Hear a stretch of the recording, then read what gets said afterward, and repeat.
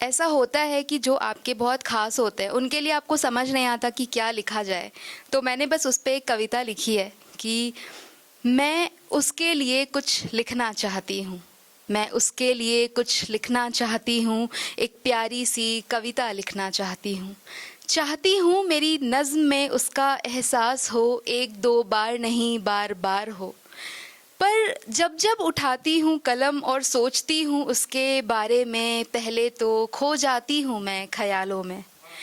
फिर सोचती हूँ कि क्या लिखूँ उसके बारे में, उसकी सूरत लिखूँ या लिखूँ उसकी सीरत, उसकी बातें लिखूँ या खामोशी लिख दूँ, या ये लिख दूँ कि कैसे वो एक शख्स मेरे लिए पूरी दुनिया से लड़ सकता है, या फिर ये लिख दूँ कि कैसे मुझे वो बिंदी झुमके कुर्ती और खुली जुल्फ़ों में देख हर बार अपना दिल हार जाता है।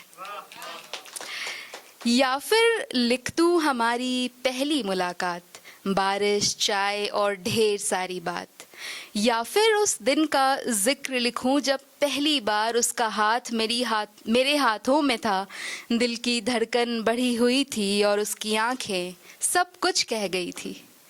या फिर ये लिख दूं कि कैसे उसका साथ मुझे हिम्मत देता है कि वो पास है तो किसी बात से डर नहीं लगता है। या ये लिख दूं कि मुझे शिकायत है उससे कि वो प्यार जताता नहीं है, दिल में इश्क तो पूरा है पर कभी दिखाता नहीं है। मेरी छोटी से छोटी आदतों से वाकिफ़ है वो, रूठ जाऊं तो बड़े प्यार से मनाता है वो। तो जब एक शख्स आपके लिए इतना खास हो तो उसके लिए क्या लिखा जाए, जो बसता हो कतरे कतरे में उसके लिए कागज़ क्या कोरा ही रहने दिया जाए। कि एहसास और बातें तो बहुत है उसके लिए, सवाल तो ये है कि शुरू कहाँ से किया जाए। तो इस असमंजस से घिरी मैं कागज़ को यूं ही कोरा छोड़ देती हूँ और आंखें मूंद लेती हूँ और सोचती हूँ कि कितना मुश्किल है ना, कितना मुश्किल है ना किसी अपने के लिए कुछ लिख पाना। लोग कहते हैं मैं अच्छा लिख लेती हूँ, पर ये इश्क का असर तो देखो, जब जब बात उसकी आती है मैं अपनी ही कलम से हर बार हार जाती हूँ।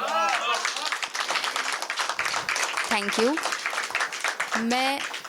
मैं उसके लिए कुछ लिखना चाहती हूँ, एक प्यारी सी कविता लिखना चाहती हूँ और बार बार इस कोशिश में हार जाती हूँ। पर पता है अच्छी बात क्या है, अच्छी बात ये है कि इस हार का मुझे कभी अफसोस नहीं होता।